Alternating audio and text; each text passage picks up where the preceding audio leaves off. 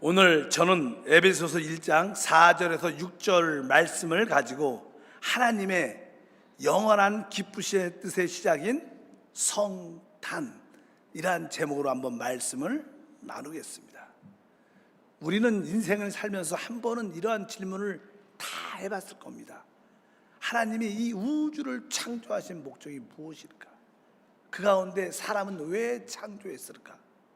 만약에 하나님이 있다면 하나님의 목적, 우주를 창조하신 비밀은 무엇일까? 이러한 질문을 한두 번은 해봤는데 사실 이러한 질문에 대한 해답은 어떤 책에도 어떤 학자도 대답할 수 없었습니다.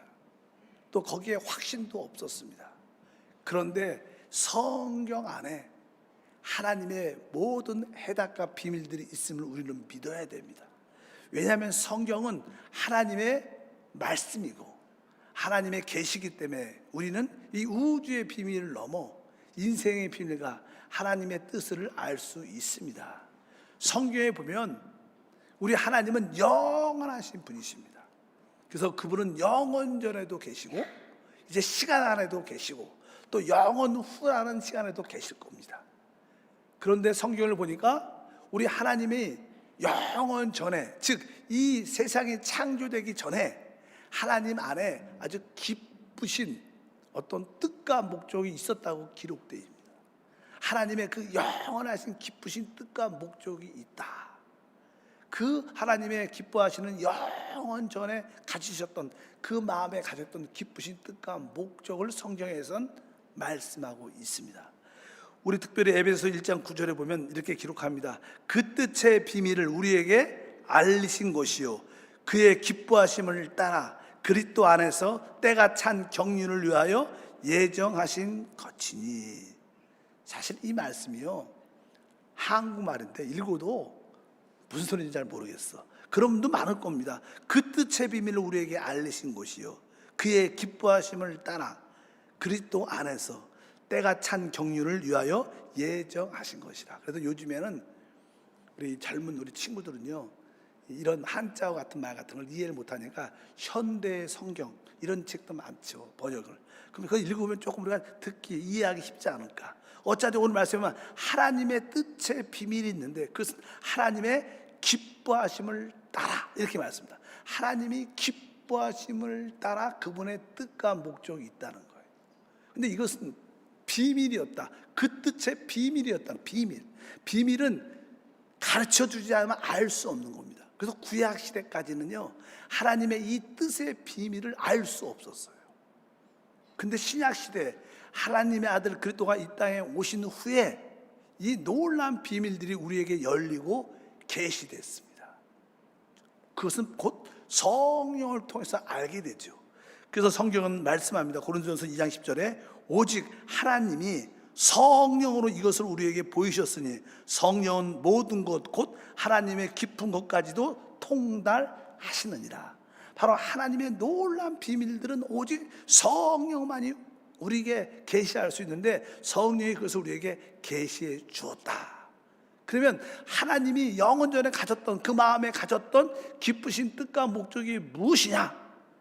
성경은 에베소서 1장 4절에 1장 5절에 그것을 말씀합니다.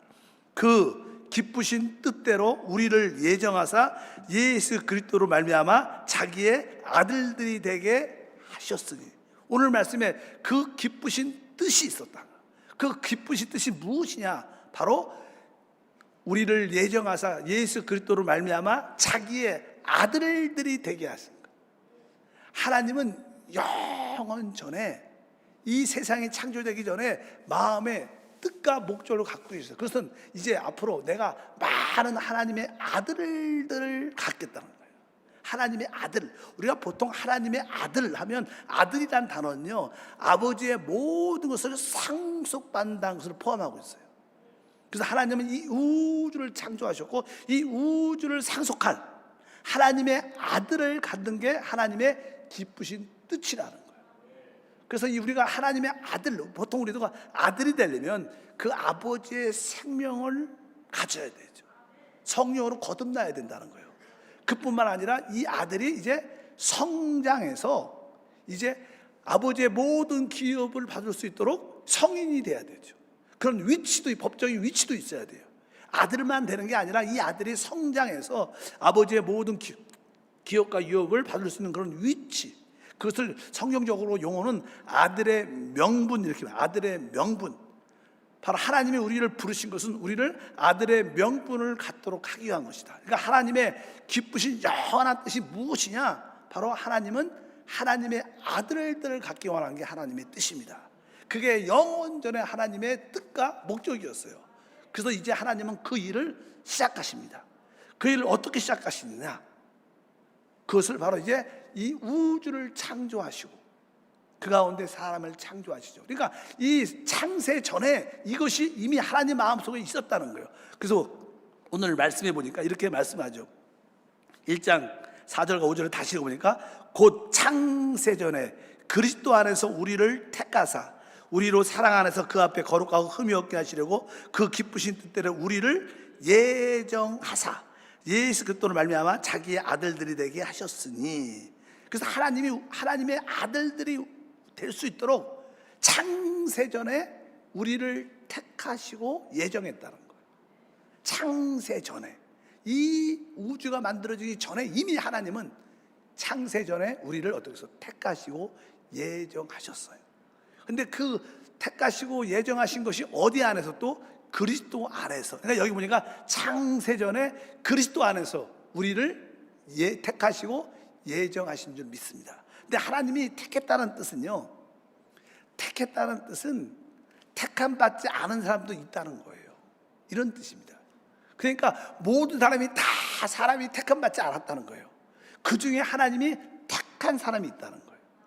바로 하나님이 여러분을 영원전에 점 찍어놨어요. 그러니까 우리의 역사는 영원전부터 있었던 거죠. 하나님 마음 안에 귀한 존재인 줄 믿습니다. 그래서 하나님이 여러분을 마음에 들어 하셨어요. 뭐 세상 사람들이, 다른 사람이 우리를 마음에 안 들어도 하나님은 우리를 마음에 들어 하셨어요. 얼마나 좋습니까? 그리고 점을 찍어 놓으셔갖고 하나님이 우리를 이제 예정해서, 하나님 아들들 예정해 놓으신 것이 하나님의 뜻인 줄 믿습니다. 그래서 하나님의 그 택하심, 내가 하나님께 택함을 받은 놀라운 존재구나, 또 나는 예정되어 있구나. 예정이라는 뜻은 쉬운 말로 운명이라는 뜻이, 운명. 우리는 하나님의 모든 것을 상속받기로 운명된 자예요. 운명이야, 운명. 예정됐다는 것은, 하나님은 여러분이 하나님의 모든 것을 상속받는 하나님의 아들로 운명되어져 있습니다. 그러니까 여러분들은 너무 두려워할 필요가 없어요. 염려할 필요가 없어. 여러분들은 이미 놀라운 존재인 것을 믿으시기를 바랍니다. 왜? 전지전능하시고 모든 통찰력을 가진 하나님이 여러분을 보시고 아시고 마음에 들어 하셔서 택하셨기 때문에 우리는 잘 될 수밖에 없는 것이 하나님의 뜻인 줄 믿습니다. 그래서 내가 하나님께 택함 받았고, 내가 하나님께 점 찍혔고, 좋은 뜻으로 내가 하나님께 아들로 예정 운명되어 있구나, 이것을 우리가 분명히 알아야 됩니다. 그래서 하나님은 이것을 이루기 위해서 이제 하나님의 천지를 창조하시죠. 이 뜻이, 하나님의 이 기쁘신 뜻이 먼저 있은 다음에 하나님이 이것을 이루기 위해서, 많은 아들들을 얻기 위해서 이제 하늘과 땅을 창세기 1장 1절에 우리가 잘 알죠.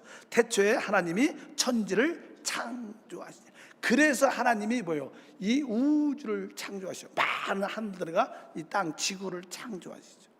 많은 과학자들이, 또 우주학자들이 이 우주의 비밀을 연구하지만 그들은 허망된 것을 찾을 뿐입니다.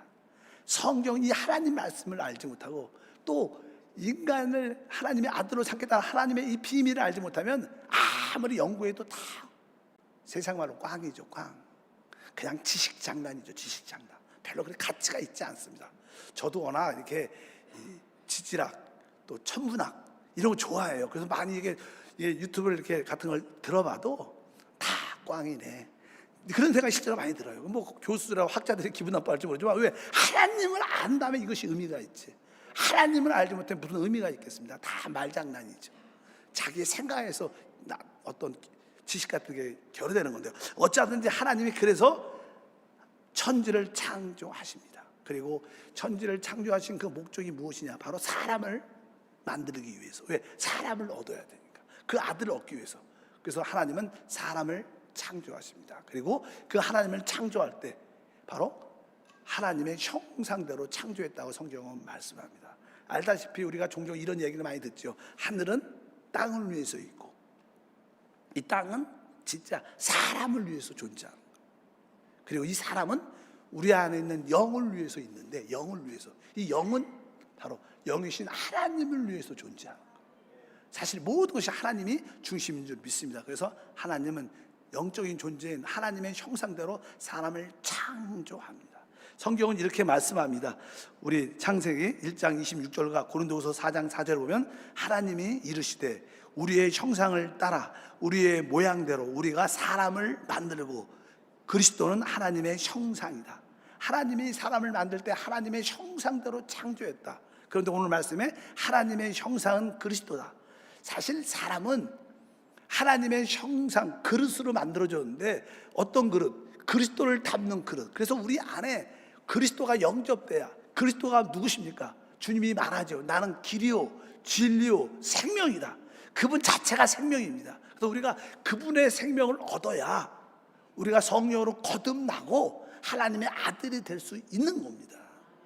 그래서 오늘 바로 우리 사람은 하나님의 형상 그리스도를 닮도록 창조됐습니다. 그래서 우리 인생에 예수 그리스도를 깊은 곳에 영접하지 않으면 인생은 공허합니다. 아무리 학문과 지식이 많고 돈이 많고 지혜가 명하고 많아도 행복하지 않습니다. 늘 비어 있습니다. 왜? 우리의 깊은 곳은 그리스도가 채워져야 참된 만족과 축복이 함께할 줄 믿습니다. 그런데 그 사람이 늘 이 우주에는 하나님을 거역하는 대적한 존재 사단이 있는데, 그 놀랍게 사람이 만들어졌을 때 거기에 질투를 갖고 그 사단이 뱀으로 그 사람에게 다가와서 사람이 죄를 짓게 타락시킵니다. 그래서 사람은 죄를 짓게 되고 죄를 그 육신 안에, 몸 안에 받아들이게 돼서 하나님을 잃어버리게 되죠. 성경은 그런 내용이 쭉 기록되어 있습니다. 그래서 모든 사람은 다 타락한 죄성을 가지고 우리는 태어나죠. 그래서 우리는 태어날 때 하나님을 알지 못합니다. 성경에서 우리는 죽어서 태어난다 이런 표시를 해요. 다 같이 성경을 읽어보니까 이렇게 말씀합니다. 우리 에베소 2장 1절에서 5절 말씀을 보면 그는 허물과 죄로 죽었던 너희를 살리셨다. 허물로 죽은 우리를 그리스도와 함께 살리셨고, 이렇게 말합니다. 그러니까 그는 허물과 죄로 죽었던, 잠깐만 우리에 대해서 허물과 죄로 죽었다 이렇게 말하고, 특별히 5절도 허물로 죽은 우리를, 죽은이라는 단어를 자꾸만 써요.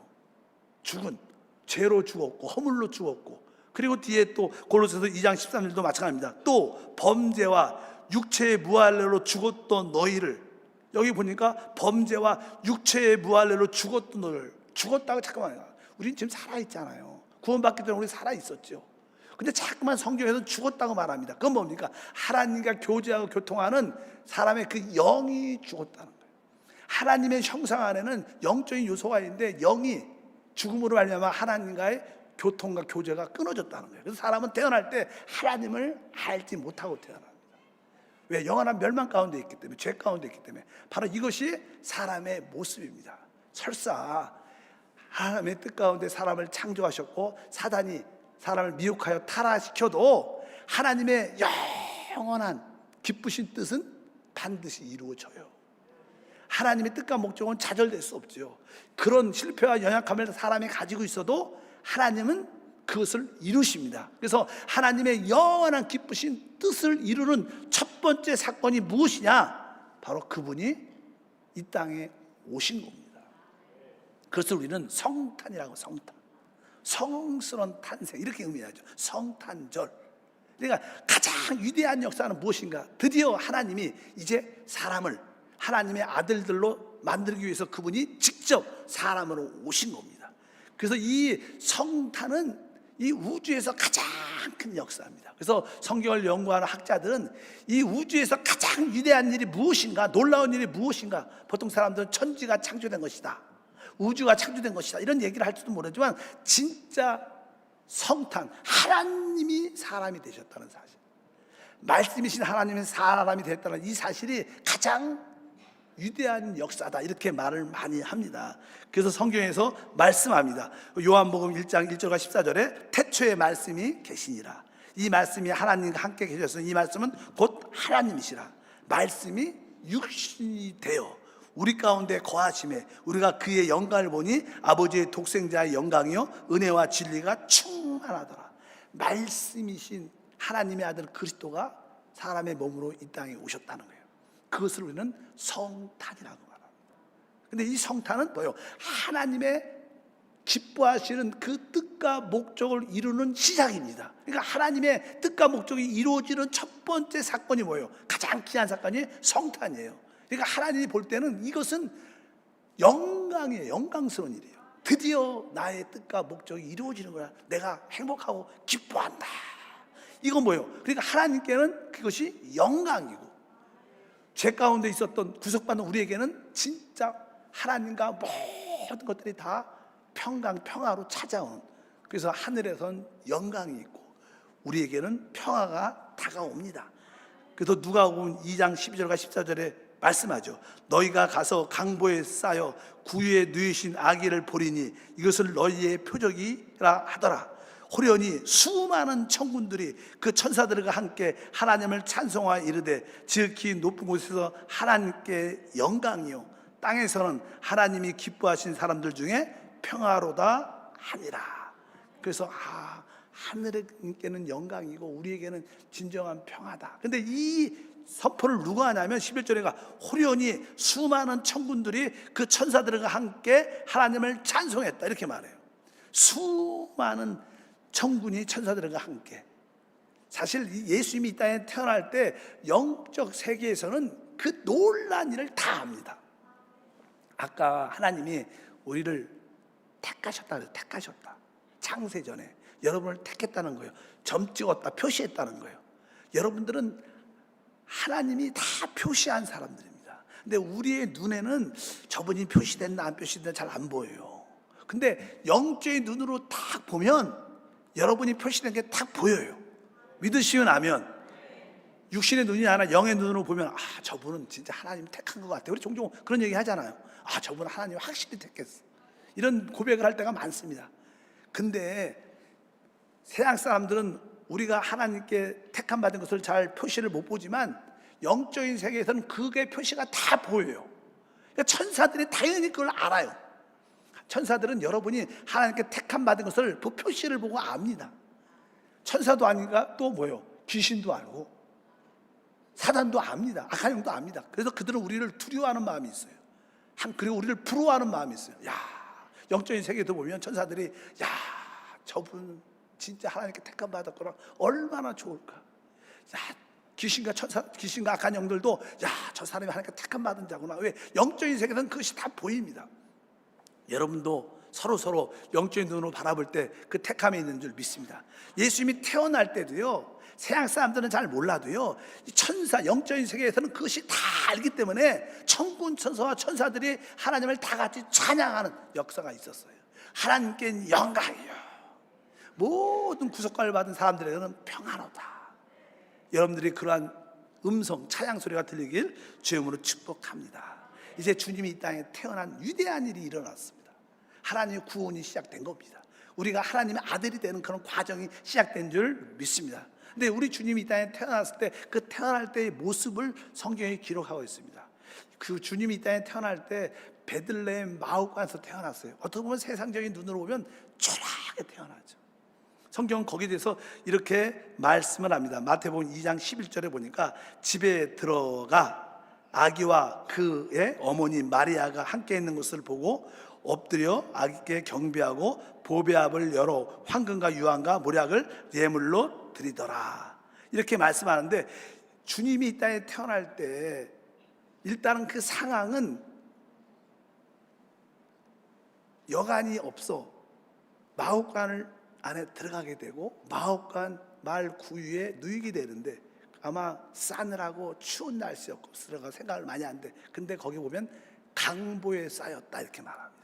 우리가 어떤 아이가 태어나려면 항상 좀 부드럽고 따뜻한 이런 옷 같은 걸, 천을 준비해서 아이가 태어나면 싸잖아요.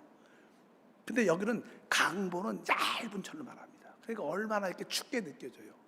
우리들도 종종 이렇게 가을 같은 날 이렇게 옷을 이렇게 좀 이렇게 가볍게 입다가 벼랑간에 날씨가 추워지면 옷이 좀 가을 날씨 옷이 좀 얇으니까 겨울이 추워지면 순간적으로 이 옷이 너무 얇다 춥다 추워 이렇게 느끼니까 예수님이 태어났는데 아주 강보 얇은 천으로 이 쓰이는 또 그분은 어디 말 구유에 이게 이 의미는 주님이 이 땅에 오신 목적은요 우리 인간의 모든 가난과 저주를 담당하러 오신 거예요.